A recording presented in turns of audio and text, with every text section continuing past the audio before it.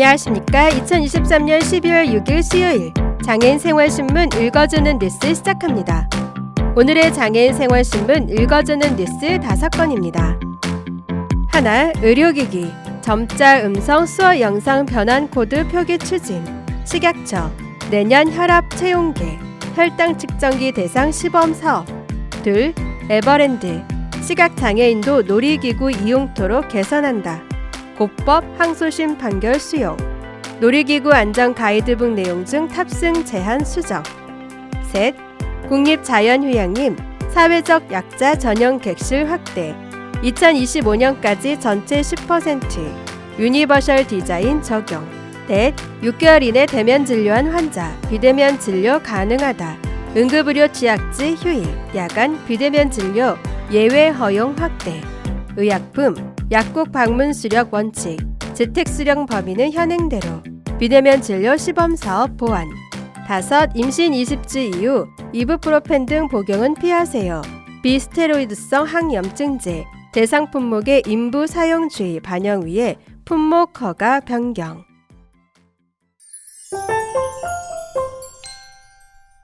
첫 번째 소식입니다. 내년부터 가정에서 많이 사용하는 혈압계, 혈당 측정기, 체온계 등의 점자 및 음성, 수어 영상 변환용 코드가 표기될 것으로 보입니다. 식품의약안전처, 처장 오유경 이하 식약처.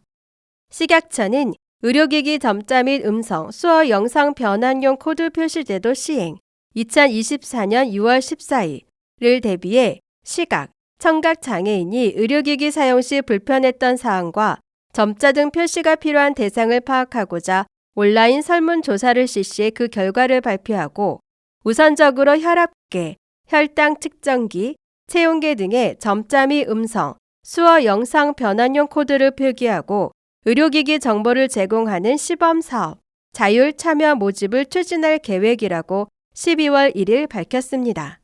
식약처는 한국농아인협회, 한국시각장애인협회와 협력해 9월 1일부터 10월 21일까지 시각, 청각장애인 및 가족, 활동지원사, 대리답변 포함을 대상으로 의료기기 사용 불편 사항과 점자 표시 등 필요 기기를 온라인 설문조사했습니다.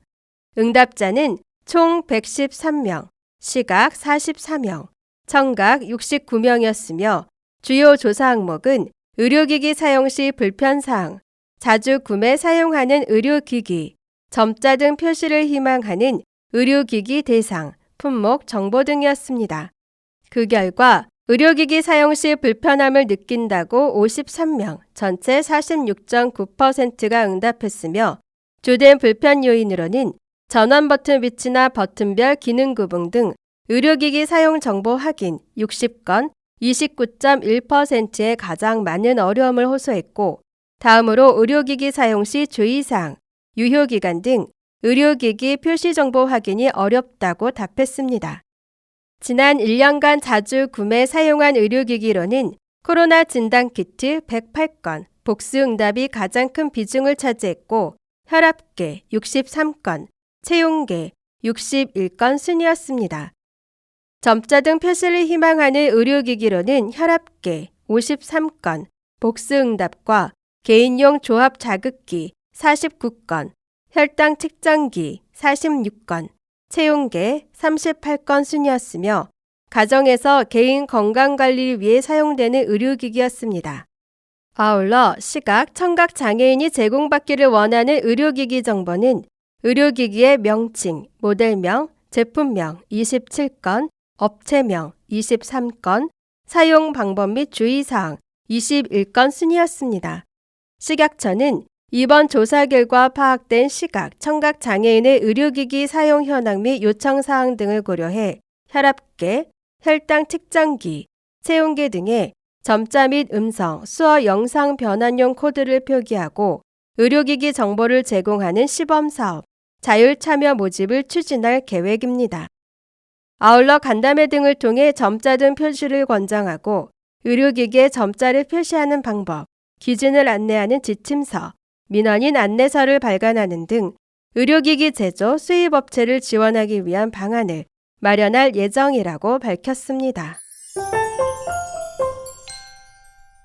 다음 소식입니다. 삼성물산 리조트 부분이 운영하는 에버랜드가 시각장애인들도 이용할 수 있도록 T-익스프레스 등 롤러코스터류 놀이기구 시설 개선에 나섭니다. 에버랜드는 그동안 안전등을 이유로 40여 개 놀이기구 가운데 T-익스프레스 등 7개 종류의 익스트림 놀이기구의 시각장애인 이용을 금지해왔습니다. 에버랜드는 이들 7종 놀이기구를 시각장애인들도 이용할 수 있도록 탑승 편의를 돕는 핸드레일, 음성 안내 시스템 등을 설치한다고 11월 30일 밝혔습니다. 놀이기구에 대해 설명하는 점자 책자도 발간합니다.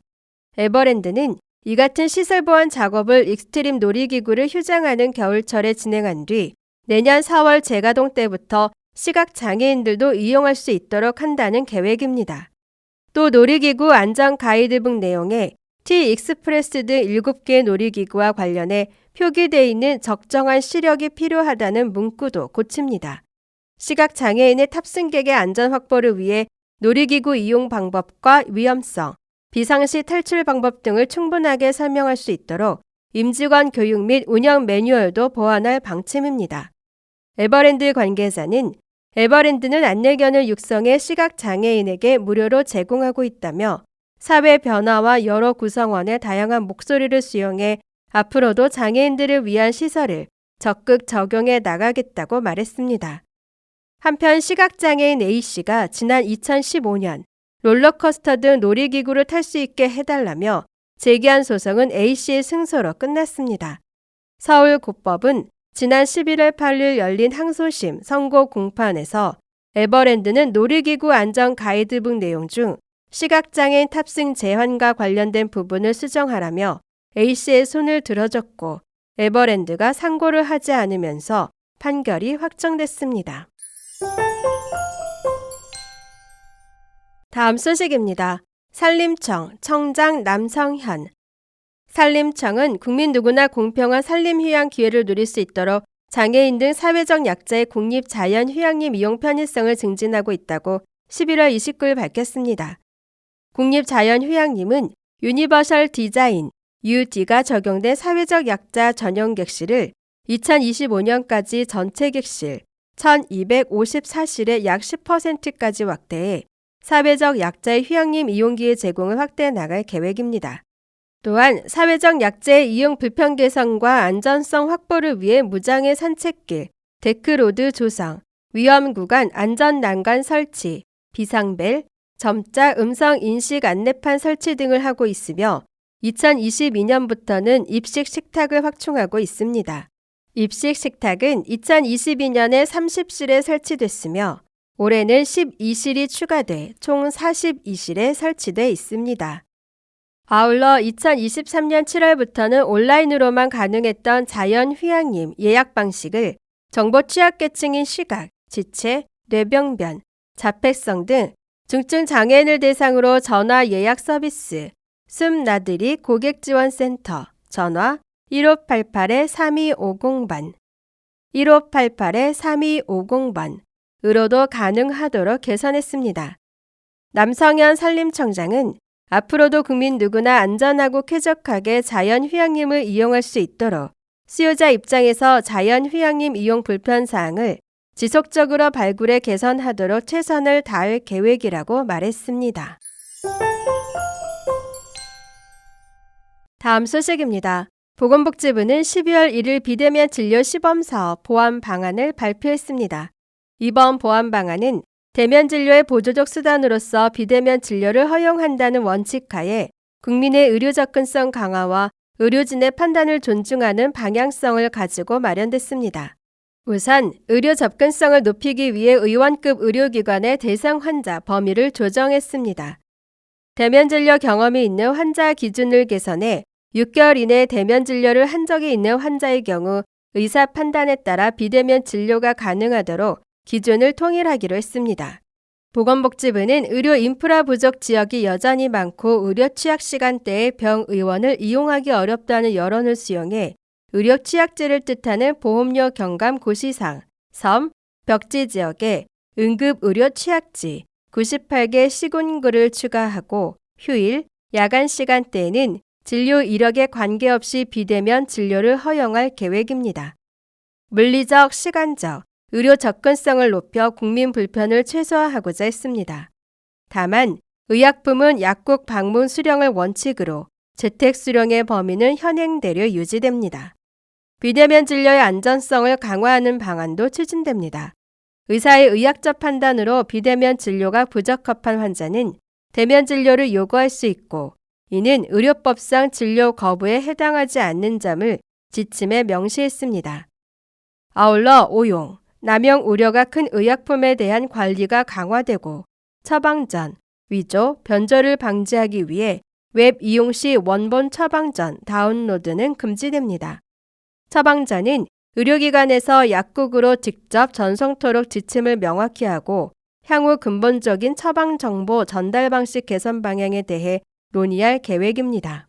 이번 보완 방안은 12월 15일부터 시행될 예정이며, 의료 현장에서 혼선이 없도록 기존 시범 사업 내용 대비 변경된 사항에 대해 집중적으로 안내할 계획입니다. 다음 소식입니다.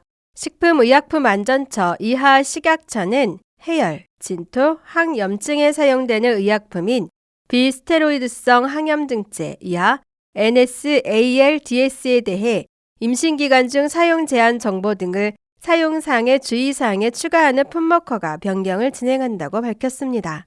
변경 대상 품목은 NSALDS, 경구제, 주사제, 13개 성분 669개 품목이며, 주요 내용은 임신 30주 이후 NSALDS 사용 회피, 임신 20주에서 30주에는 최소 용량을 최단 기간만 사용할 경우 양수 과소증 등을 관찰해 증상 발생 시 투여 중단 등입니다.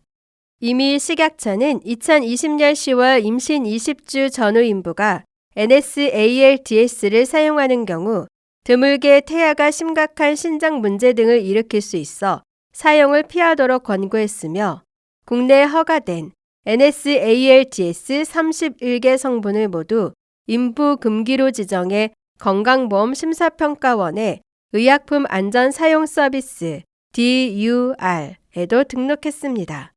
다만 이번 사용상의 주의사항 변경은 식약처가 국내 허가된 NSALDS 31개 성분의 허가사항을 품목별로 검토한 결과 대부분 인부 금기 또는 임신 말기 투여 금기가 이미 반영돼 있으나 임신 주수 20주에 따른 주의 내용을 구체적으로 반영할 필요가 있는 일부 성분에 대해 진행하는 것입니다.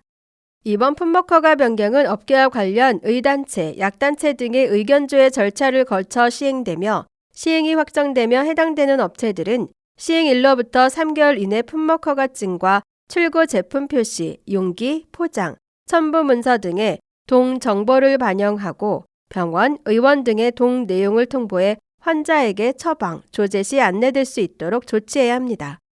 참고로 임신 중 발열, 통증 등 증상이 있는 경우 직접 소염 진통제를 선택하지 말고 의사, 약사와 상담할 것을 권장합니다. 지금까지 장애인생활신문 읽어주는 뉴스를 애청해 주셔서 감사합니다. 장애인생활신문 읽어주는 뉴스 다음 시간에 찾아뵙도록 하겠습니다.